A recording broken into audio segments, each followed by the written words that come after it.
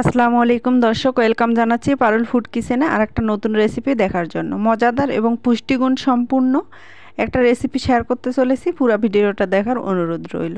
এ ধরনের ভর্তা রেসিপি খেতে দুর্দান্ত লাগে, আপনারা ট্রাই করতে পারেন। চলেন তাহলে এই সজনে পাতার ভর্তা আমি কিভাবে তৈরি করেছি তার প্রস্তুত প্রণালী দেখে আসি।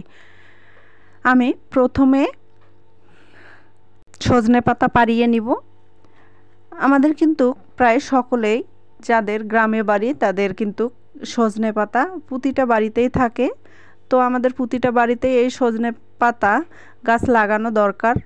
যেহেতু এই সজনে পাতা খুবই উপকারী, তাই আমরা প্রত্যেকের বাড়িতেই এ ধরনের সজনে গাছ লাগানোর চেষ্টা করব। আমি সজনে গাছ থেকে পাতা ছিঁড়িয়ে নিলাম। দেখেন, আমার পরিমাণ মতো আমি সজনে পাতার গাছ থেকে সজনে পাতা নিয়ে নিলাম। আপনারা যতটুকু ভর্তা করবেন ততটুকু পাড়িয়ে নেবেন। আমি এই সজনে পাতাটাকে এই অবস্থায় ভালোভাবে ধুয়ে নিয়েছি। এই অবস্থায় একটু ধুয়ে নেওয়ার চেষ্টা করবেন যাতে তাড়াতাড়ি হয়। আর এটা ছিঁড়ে নেওয়ার পর যদি ধুতে যান তাহলে একটু সমস্যায় পড়বেন, তাড়াতাড়ি হবে না, একটু ঝামেলা মনে হবে। এজন্য এই অবস্থায় ধুয়ে নিয়ে এখন আমি ছিঁড়ে নিচ্ছি পাতাগুলো ছিঁড়িয়ে নিব। আর কিন্তু এখানে পরিষ্কার করার কোনো প্রয়োজন নেই। আমার দেখেন সবগুলো পাতা ছিঁড়িয়ে নেওয়া শেষ। এখন আমি এগুলোকে সিদ্ধ করার জন্য অন্য প্রসেসে চলে যাব। পুষ্টিগুণ সম্পূর্ণ একটা রেসিপি।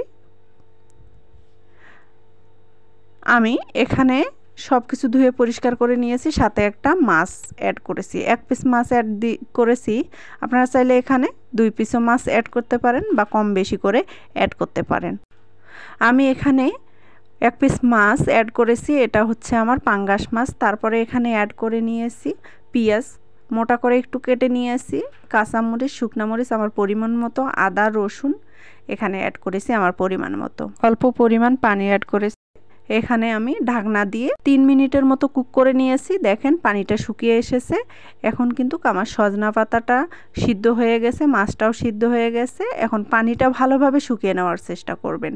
পানিটা যখন ভালোভাবে শুকিয়ে আসবে তখন এখানে অ্যাড করে দিব কিছু সরিষার তেল, অল্প পরিমাণ সরিষার তেল এখানে আমি অ্যাড করে নিব।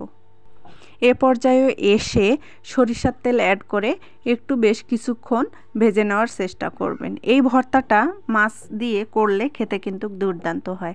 এমনি যদি আপনারা সজনে পাতাটা ভর্তা করে খান তাহলে কিন্তু বেশি ভালো লাগে না, একটু তিতো ভাব লাগে। কিন্তু আপনারা মাছের সাথে একবার ট্রাই করে দেখবেন, দুর্দান্ত লাগবে, খেতে কিন্তু অসাধারণ হয়। এরকম ভর্তা আর গরম ভাত থাকলে আর অন্য কিছুর প্রয়োজন হবে না। আপনারা ট্রাই করে দেখিয়েন। আর যারা ডায়াবেটিস রোগী তাদের জন্য কিন্তু এটা খুবই উপকারী, আপনারা ট্রাই করতে পারেন। প্রতিদিনে যদি আপনারা এভাবে খেয়ে থাকেন তাহলে কিন্তু আপনাদের শরীরের জন্য অনেক উপকারী। সবারই কিন্তু শরীরের জন্য এই সজনে পাতাটা উপকারী, তাই আমরা প্রতিদিনের রুটিনে সকালবেলা বলেন আর দুপুরে এটা রাখতে পারি। এভাবে সব কিছু ভেজে নেওয়ার চেষ্টা করবেন। আমি একটু ভালোভাবে ভেজে নিচ্ছি যেন কোনো পানি না থাকে, তাহলে ভর্তাটা খেতে দারুণ লাগবে। আপনারা আমার চ্যানেলের নতুন হয়ে থাকলে আমার চ্যানেলটিকে সাবস্ক্রাইব করে আমার চ্যানেলের পাশে থাকা বেল বাটনটি অন করে রাখতে পারেন, যাতে নতুন ভিডিও দেওয়ার সাথে সাথে আপনাদের কাছে পৌঁছে যায়। আমি দেখেন সবগুলো ভেজে নিয়েছি, মাছটা যে ছিল সেটা কাটা বাছিয়ে নিয়েছি। এখন পরিমাণ মতো লবণ দিয়ে ভালোভাবে বেটে নিচ্ছি। আপনারা চাইলে এটা হাত দিয়েও করে নিতে পারেন, তবে বেশি মজাদার করার জন্য আমি এটা মাটির বাটনিতে করে নিচ্ছি। এভাবে সুন্দরভাবে মিহি করে নিচ্ছি। আপনারা চাইলে শিলপাটায়ও এটা বেটে নিতে পারেন, ব্লেন্ডারও ব্লেন্ড করে নিতে পারেন। আমি এভাবে বেটে নিচ্ছি। দেখেন আমার কিন্তু সুন্দর করে বেটে নেওয়া হয়ে গেছে। এখন আমি আপনাদের পরিবেশন করে দেখাবো যে কতটা লোভনীয় ছিল এই ভর্তাটা।